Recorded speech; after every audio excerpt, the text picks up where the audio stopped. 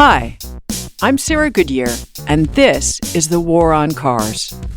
What you're about to hear is an excerpt from a Patreon bonus episode in which I talk with journalist and author Matthew Rodriguez about cars as social media content studios and all the weirdness that entails.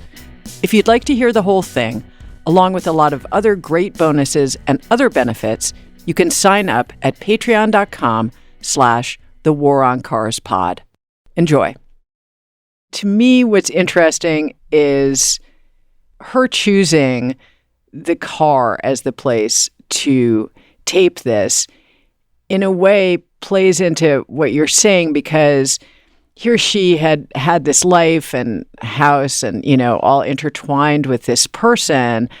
Where was she able to be herself, right? Where was she able to sort of have her own space and her own identity, kind of her own integrity, right? Inside of this vehicle. And it's like this little world that she sets up as the venue where she's telling you this story from. And it's something that she has complete control over. So I'd like to talk a little bit about the way that we see cars and how this is reflected in these videos as a replacement, really, for the kind of third place that you hear sociologists talk about, right, that a coffee shop or your workplace or, places where people go are now vanishingly rare in much of America, and especially since the pandemic.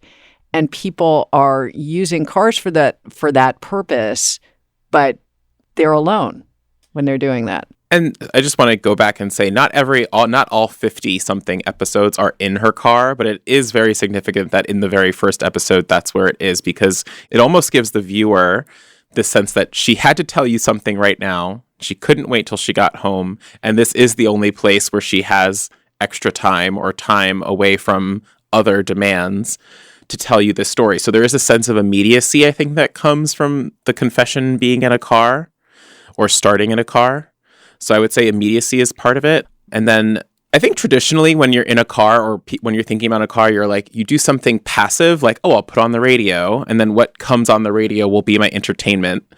So this kind of flips the idea on the head that I'm going to create entertainment while I'm in the car. I'm going to tell this riveting 50-part story while I'm driving from point A to point B. I believe she's around the Atlanta metro area, and we know the Atlanta metro area is very famous for traffic.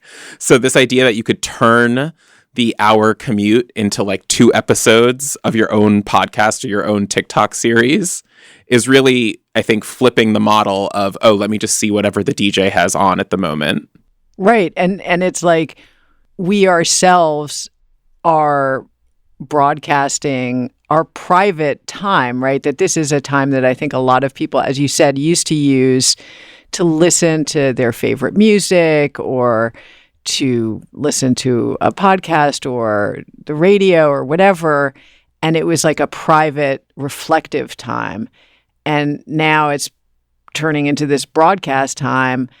And I mean, it just seems to reflect the way that our patterns of being in the world and communicating with other human beings are really affected by car infrastructure and car dependence, right? Because for a lot of people, I mean, they do have to spend like 2 or 3 hours a day in a car. And that time, I guess, people have gotten kind of sick of just saying like that time is just going to be passive consumption.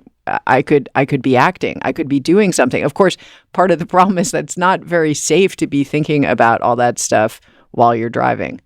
Right. It's not very safe.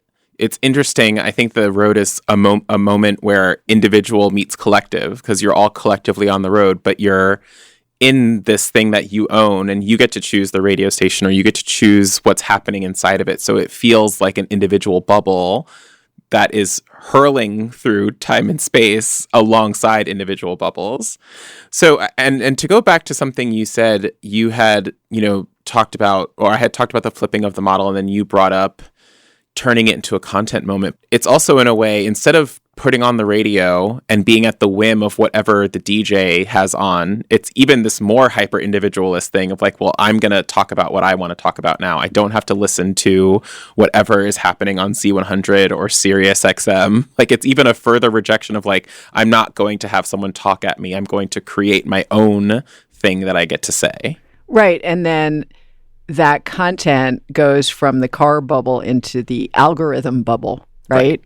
And so the people who are consuming it, probably many of them in cars, are also receiving that in another bubble that is a bubble of contained. It looks like a community in some ways, but it's actually just a bunch of individual atoms, and these bubbles that we create for ourselves are our own realities online as well as in a car.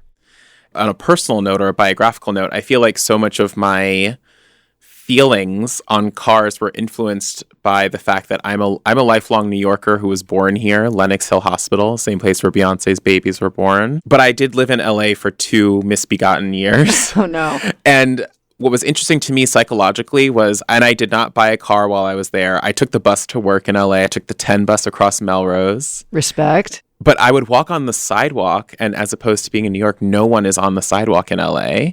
And you kind of even lose that community aspect, or there are far fewer people on buses or metros than there are here. And I actually feel like it changes how people think about their town because they're not commuting with people on the subway. There's not that communal moment. So when they go to and from work, they're in their own domains and doing what they want to do. So I have to say, like, that's kind of how a lot of my own, I even thinking about this came about, was being a lifelong New Yorker kind of transplanted to LA for 2 years. Yeah, it is a real shock to the system. And we love you, LA. This is not a diss on LA. It's just, if you are used to being with other human beings and enjoying them a lot of the time, and even when they're irritating, you have so much to look at, there's so much to think about, and it's not all just you. It's right. Other people. And that is something that we lose in cars, and I think it really has affected the way that we see our society at large.